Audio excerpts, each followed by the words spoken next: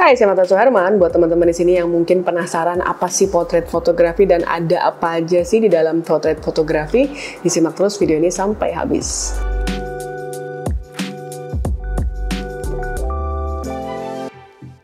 Makasih banyak buat teman-teman yang udah kirim email ke martasuherman@gmail.com. Hari ini saya pilih satu buah pertanyaan. Pertanyaannya dari AWS Ramadan. Alamat emailnya adalah satriaramadan309@gmail.com. Selamat malam Kak Marta, senang sekali bisa bertanya langsung dengan Kakak. Saya Ramadan dari Magelang, Jawa Tengah. Saya senang foto objek bergerak dan senang sekali dengan foto bokeh. Apakah semua foto bokeh itu termasuk dalam genre fotografi? Dan bagaimana caranya untuk masuk ke industri potret fotografi selain wedding fotografi? Kalau boleh diulas dan dikoreksi lampiran foto saya di sesi Q&A YouTube Kakak, ketiga foto ini menggunakan kamera Canon EOS M3 dan lensa MF-TT Artisan 50mm f1.2. Editingnya dengan menggunakan Lightroom dengan handphone. Terima kasih banyak atas kesempatan yang diberikan. Foto pertama, event volley. Foto yang kedua, event kesenian Magelang.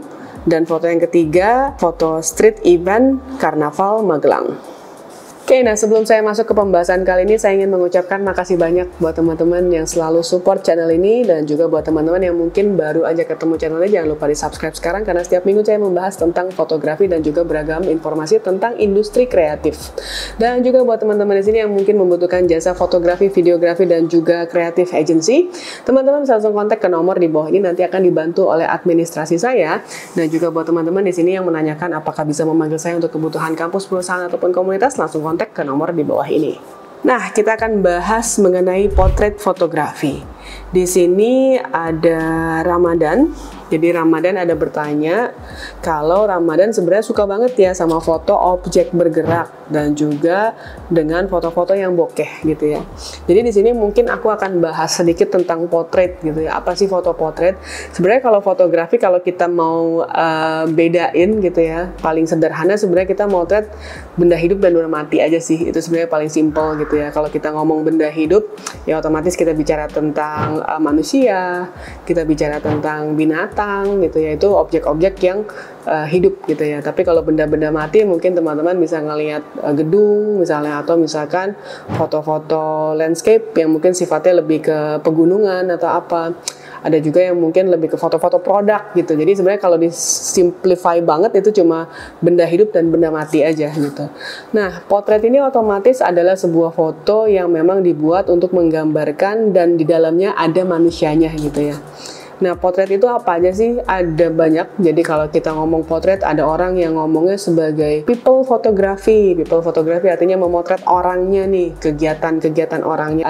Ada beberapa pihak lagi yang juga bilang street photography itu beda loh sama jurnalistik gitu ya, itu pun berbeda lagi gitu. Tapi intinya semuanya tuh ada manusia di dalamnya, ada aktivitas manusia, hanya penekanannya mungkin berbeda-beda. Kalau kita bilang potret, mungkin ada kaitannya dengan karakter wajah seseorang yang menceritakan wajahnya itu seperti apa, apakah dia misalkan orang yang tegas, apakah dia orang yang kaku, atau dia berwibawa gitu ya. Nah, potret itu kalau kita ngambil penjelasan zaman dulunya mungkin identik sama foto profil gitu ya, foto profil yang mungkin banyak digunakan juga untuk kita foto corporate gitu. Jadi di sini kalau tadi ditanya juga industri potret fotografi itu apalagi selain wedding fotografi gitu ya.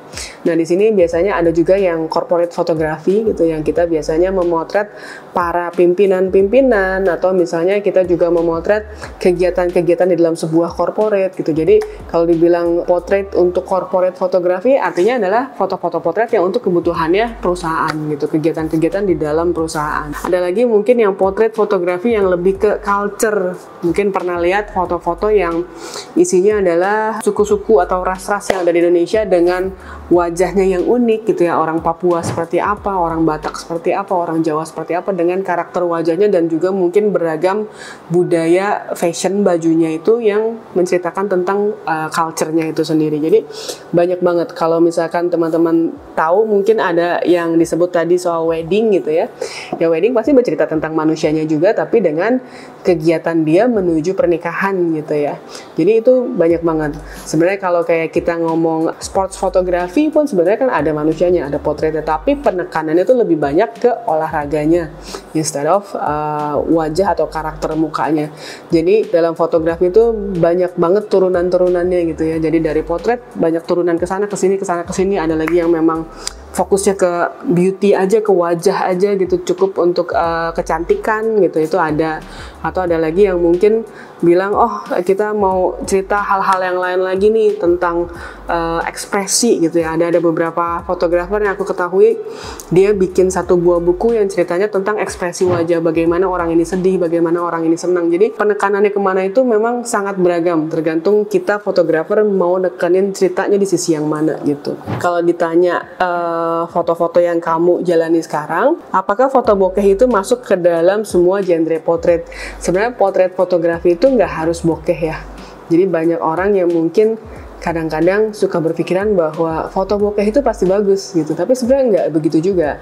Ada orang yang memang suka melihat efek bokeh dari sebuah lensa karena itu unik ya, karena kita mata manusia itu nggak pernah ngelihat yang kayak langsung otomatis berubah belakangnya jadi ngeblur banget gitu ya. Tapi kalau kita ngelihat dengan lensa fotografi, lensa kamera, efek bokeh itu menjadi sangat estetik karena kita menghilangkan atau menyamarkan bagian background kita sehingga mata kita terfokus ke satu objek di tengah itu, objek yang utamanya ini.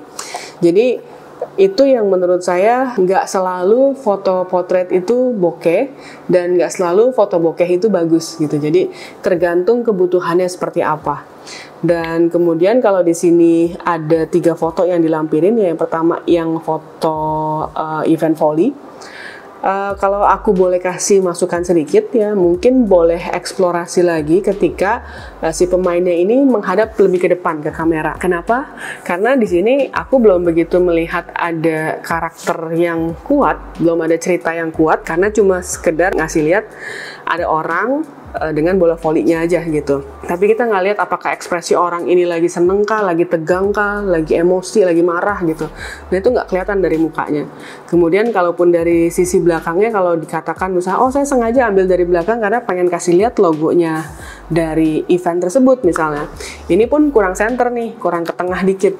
Karena di sini dari logonya itu kita nggak ngelihat logo yang jelas juga gitu. Kalau menurut saya koreksinya bisa sedikit lebih melihatkan wajahnya, wajah dari si pemainnya, karena biasanya ekspresi wajah itu bercerita banyak gitu ya. Kalau teman-teman lihat foto-foto bola gitu ya, lagi main sepak bola gitu ya, lalu kemudian mereka ada yang marah, ada yang teriak gitu, ada yang lagi pengen nonjok gitu rasanya. Nah itu kelihatan bisa dari muka-muka mereka, dan itu ceritanya akan lebih seru ketimbang kamu cuma ngambil di bagian punggung gitu ya. Nah kemudian yang kedua inilah event kesenian Magelang. Di sini cukup menarik sih ya, tapi mungkin bisa kamu eksplorasi lagi. Jadi mungkin apakah ada poster-poster tertentu yang mungkin lebih ekspresif gitu ya, atau mungkin ada satu momen, karena fotografi itu kan momen yang kita ambil sekarang pada saat detik ini ke detik berikutnya itu momennya bisa terjadi berbeda. Misalkan pada saat kamu ngambil tahu-tahu dia kedip gitu ya, lalu kemudian pada saat ngambil lagi berikutnya tahu-tahu dia mukanya lagi bagus-bagusnya, lagi marah, lagi apa gitu. Nah kejadian sepersekian detik yang berbeda-beda ini memiliki rasa yang berbeda-beda juga gitu. Jadi ada baiknya kamu coba eksplorasi lagi gitu ya, supaya momennya dan rasanya itu bisa lebih dapet lagi gitu ya. Jadi dan kemudian yang kedua dari sisi angle juga bisa kamu eksplorasi lagi, misalnya agak lebih rendah gitu supaya dia kelihatan megah gitu ya, itu bisa. Jadi angle-nya bisa kamu explore di sana. Nah kemudian yang ketiga, yang street photography ini sebenarnya ya benar ini ada street photography, tapi aku ngerasanya ini lebih kayak foto selfie aja ya gitu. Foto ada satu orang di dalam satu buah kerumunan event dan semuanya tuh masih tampak belakang. Jadi mungkin exploring angle bisa dipermainkan lagi tuh. Misalkan apakah kamu direct misalkan orang-orang itu supaya ngadep sini semua nih, kita posenya kayak gini ya gitu. Nah itu mungkin bisa lebih menarik. Nah kemudian seperti itu ya, jadi ada baiknya ketika ada banyak orang-orang yang memiliki kostum yang berwarna-warni gitu ya, dan juga kalau aku lihat nih kayaknya mungkin dari make up-nya juga pasti akan berbeda-beda ya. Dan sebaiknya kita pelajari subjek yang kita foto itu lebih bagus diambil dari depan atau dari belakang. Nah, kira-kira seperti itu. Jadi kita harus bisa exploring, kita harus peka juga kira-kira angle mana yang paling bagus untuk menampilkan baju-bajunya, kostumnya, make up-nya. Dengan kita melihat di sekitar kita nih, terutama kalau kita mau di jalan, harus peka juga nih elemen di jalan nih, kira-kira ada apa sih yang kira-kira seru bisa kita maksimalkan. Apakah misalnya ada zebra cross-nya, lalu kemudian misalkan ada lampu merah tertentu, atau ada pagar-pagar tertentu gitu, supaya kita bisa utilize dan juga memaksimalkan bagaimana si talent-talent ini, event ini ada di jalanan dan suasana jalanannya juga terekam dalam sebuah foto kita gitu ya.